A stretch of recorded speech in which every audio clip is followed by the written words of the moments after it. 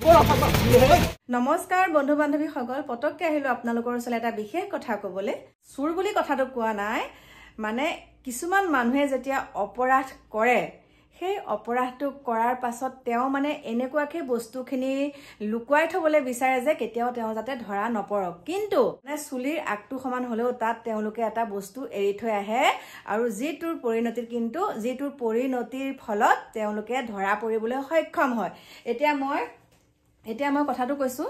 মই এই ঘৰখনত কিবা এটা চুৰ কৰিলো দেই এখন ঘৰত মই কিবা এটা চুৰ কৰিলো আৰু চুৰ কৰাৰ পাছত মই ধৰক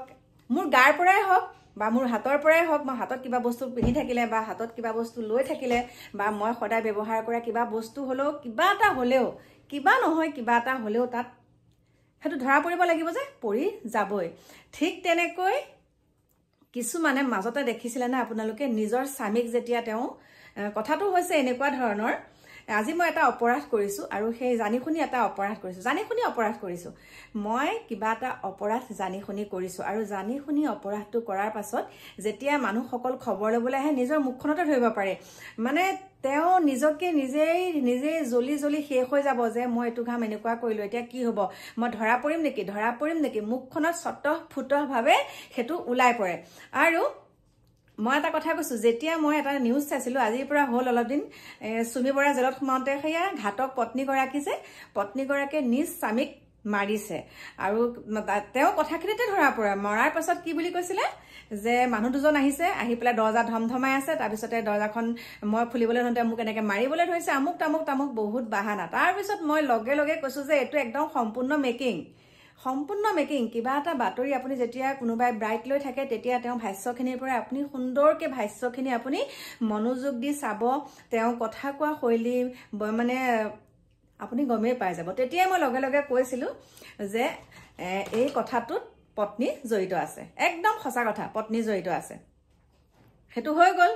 আৰু এতিয়া যে এটা ঘটনা দেখিছো নিজ মাতৃয়ে নিজৰ পুত্ৰক এতিয়া যে ইমান একদম এক্টিং কেনেকুৱা কৰিছে ন্যায় লাগে মোৰ ল'ৰাটো কামু তুমি যদি ইমান ভালে তুমিতো অকলশৰে থকা তুমি সেই কণমানিটো সৈতে অকলশৰে থকা তুমি সেই কণমানিটোক টিউচনলৈ অহা যোৱা সময় কোনো দিব নোৱাৰিলে নে টিউচনলৈ গ'ল তুমি টিউচনত থলা ঠিক আছে থৈ গুচি আহিলা আকৌ আনিবলৈ তুমি যোৱা হেখিনিওটো তুমি আনিবলৈও যাব নোৱাৰা তুমি কিহত ব্যস্ত হৈ থাকা এতিয়া যে তেওঁ কান্দি কুটি এক্টিং কৰিছে একে সম্পূৰ্ণ এটো এটা নাটক মানে এখন সম্পূৰ্ণ নাটক দুইজন মিলিয়ে এটো হত্যা কৰিছে আপোনালোকে এই ভিডিঅটো চাওক আৰু সঁচা কথা দেই যি গৰাকী শিক্ষয়িত্ৰী তেওঁ ভাষ্যত অকনো মানে একদম ফুটি উঠা নাই যে তেওঁ মিছা কথা কৈছে তেওঁ সম্পূৰ্ণ সঁচা কথা কৈছে সেই শিক্ষয়িত্ৰী গৰাকীয়ে আৰু তেওঁ মাতৃগৰাকী আজি চাওক নিজৰ মাতৃগৰাকীৰ কুলাতে নিজৰ সন্তানটি কেতিয়াও সুৰক্ষিত নহয় কেনেকুৱা ধৰণৰ আইন মই অকনমান আগত এটা ভিডিঅ' দিছিলো যে চাওক আইনৰ সুৰুঙাৰে পাৰ হৈ আহিবৰ কাৰণে আইনৰ সুৰুঙাখিনিৰ পৰা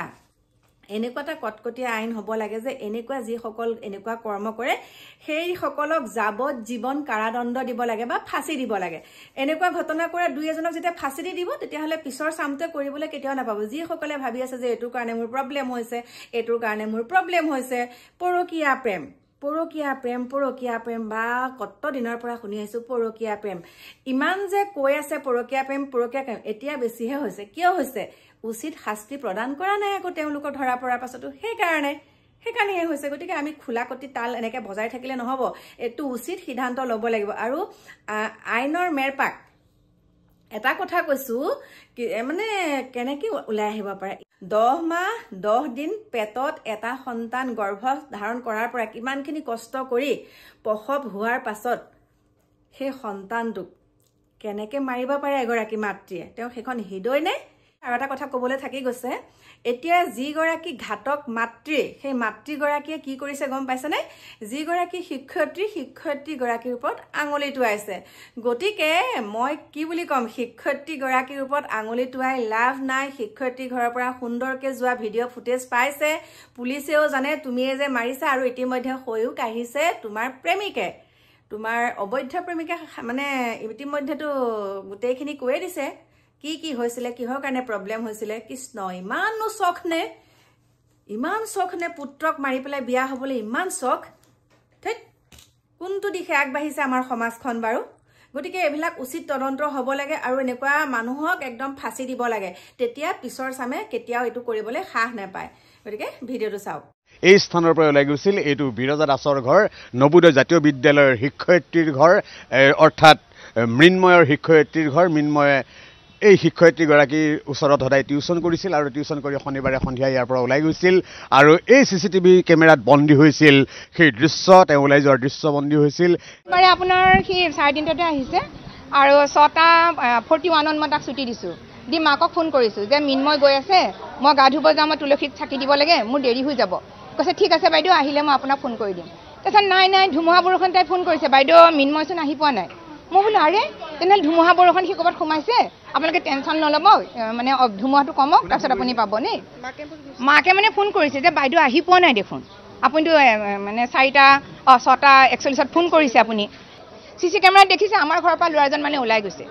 তেতিয়া পুলিচে কৈছে আপুনি টেনশ্যন নল'ব কাৰণ আপোনাৰ ঘৰৰ পৰা ওলাই গৈছে নহয় একো নহয় দিয়ক আপুনি যাওক কাৰণ মই ভাবিছোঁ মিডিয়া আহিব সুধিব কিবা কিবি মোৰ টান লাগিব এইবিলাক সুধিবলৈ দেওবাৰে সমগ্ৰ গুৱাহাটীক জোকাৰি গৈছিল ছাত্ৰ মৃন্ময় বৰ্মনৰ হত্যাকাণ্ডই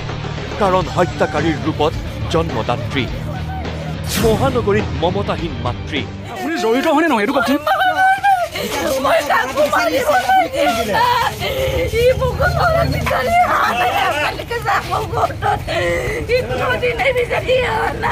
অবৈধ প্ৰেমিকেৰে মিলি শনিবাৰে সন্ধিয়া বতাহ বৰষুণৰ সুযোগ লৈ নিজ পুত্ৰক হত্যা কৰিছিল এইগৰাকী পাষাণ মাতৃয়ে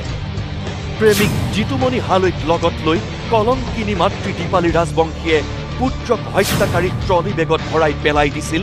বশিষ্ঠ মন্দিৰৰ সমীপত থকা জংঘলৰ মাজত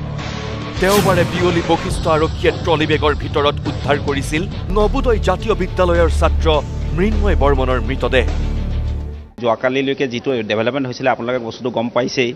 মৃন্ময় বৰ্মনৰ ডেড বডিটো তাত পোৱা গৈছে জিতুমণি হালৈ নিজেই গৈ তাত পুলিচক মানে লিড কৰি লৈ গৈছে তাতে চুৰত হাল আৰু বাকী কামখিনি কৰা হ'ল জিতুমণি হালৈৰ ইনভলভমেণ্টটো পোৱা গৈছে আৰু তাৰ সোধপোছ কালত দীপালী ৰাজবংশীৰ ইনভলভমেণ্টটো আমি অলপমান পাইছোঁ এয়া সোমবাৰৰ দৃশ্য থানাৰ লকআপৰ পৰা উলিয়াই অনা হত্যাকাৰী অবৈধ প্ৰেমিকক আৰক্ষীৰ সন্মুখতেই লপাথপা মৃন্ময়ৰ পিতৃ আৰু আত্মীয়ৰ